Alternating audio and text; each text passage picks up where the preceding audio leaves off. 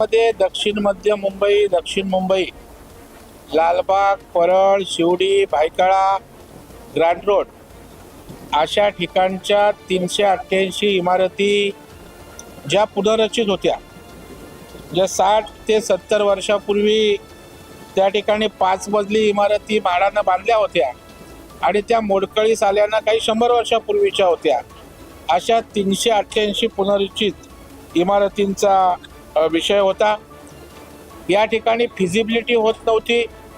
कुठे त्या ठिकाणी मालकांची अडचण असायची, कुठे रस्ते रुंदीकरणाची असायची, कुठे बफर झोन त्या ठिकाणी असायचा, त्या ठिकाणी क्लस्टर फिजिबल होत नव्हतं. अशा 388 इमारतींचा पुनर्विकास करावा ही भूमिका आज त्या ठिकाणी सभागृहामध्ये मी मांडली. त्याचबरोबर 13,800 ज्या उपकर प्राप्त इमारती आहेत, ज्या 1970 ते 1990च्या दरम्यान बांधल्यात, त्याही काही 100 वर्षापूर्वीच्या आहेत. म्हणजे रस्ता रुंदीकरण असेल, रेल्वे बफर झोन असेल, रोड कटिंग असेल, अरुंद गल्ली असेल किंवा रस्ता, यामुळं बाधित आहेत किंवा स्टँड अलोन बिल्डिंग असतात. मला वाटतं त्या संदर्भामध्ये अनेक वर्ष हा विषय प्रलंबित होता. काहींचे मालक त्या ठिकाणी ॲब्स्कॉन्डिंग आहेत, काही परदेशात आहेत, काही ट्रस्टच्या इमारती आहेत, काही पागडीच्या इमारती आहेत. तर गिरगाव, परळ, शिवडी अशा परिसरात हा मोठा विषय त्या ठिकाणी होता. अनेक अडचणी त्या ठिकाणी होत्या आणि त्या संदर्भामध्ये या 13,800 इमारतीमधील लाखो रहिवाशांना त्या ठिकाणी त्यांचं त्याच ठिकाणी पुनर्वसन व्हावं किंवा पुनर्विकास व्हावा, अशा प्रकारची भूमिका मी आज लक्षवेधीच्या माध्यमातून विधान परिषदेमध्ये त्या ठिकाणी मांडली. आणि या ठिकाणी एकतर आपण या इमारतींचं क्लस्टर करावं.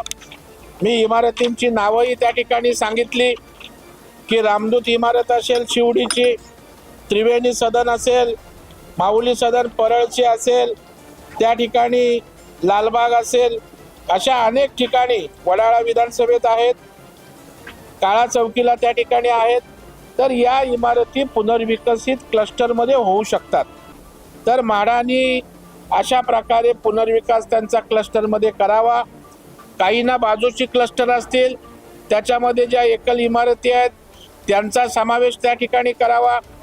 माननीय मुख्यमंत्र्यांनी क्लस्टर सेल्फ डेव्हलपमेंट आणलंय, जे प्राधिकरण स्वयं पुनर्विकासाचं आहे, ज्याचा मी अध्यक्ष त्या ठिकाणी आहे. तर 4-4, 5-5 इमारती एकत्रित करून त्यांना विशेष FSI देऊन त्यांचा पुनर्विकास करावा, अशी भूमिका त्या ठिकाणी मांडली.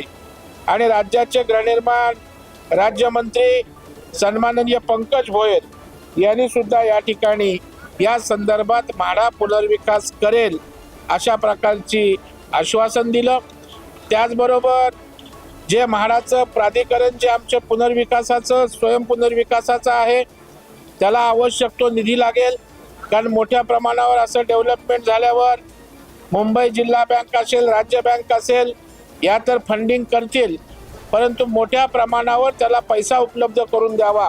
आणि सर्वसामान्य माणसाला जो 150 मध्ये स्क्वेअर फीटात राहतो, गिरगावात तर काही 100 स्क्वेअर फीटात राहतात, ग्रँड रोड सारख्या कामाठीपुरात तर 50-80 स्क्वेअर फीटात लोक राहतात.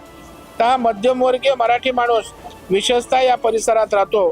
तर त्याकरता आर्थिक तरतूद करावी ही मागणी त्या ठिकाणी केली. शंभूराजे देसाई जे वरिष्ठ मंत्री शिवसेनेचे आहेत, त्यांनी माननीय उपमुख्यमंत्र्यांच्या वतीनं, कारण गृहनिर्माण खातं, नगरविकास खातं आज उपमुख्यमंत्र्यांकडे आहे, त्यांनी या संदर्भामध्ये अधिवेशन संस्थाच त्या ठिकाणी या विषयासंदर्भात बैठक घेतली जाईल आणि हा विषय निकाली काढू, अशा प्रकारचं आश्वासन त्यांनी दिलेलं आहे. आणि त्यामुळं पुनर्रचित 388 इमारती आणि त्याचबरोबर सेसच्या 13,800 इमारती या त्या ठिकाणी पुनर्विकसित होण्याचा त्या ठिकाणी मार्ग मोकळा झाला आहे, असं या ठिकाणी आपल्या माध्यमातून या परिसरात राहणाऱ्या रहिवाशांना या ठिकाणी सांगू इच्छितो.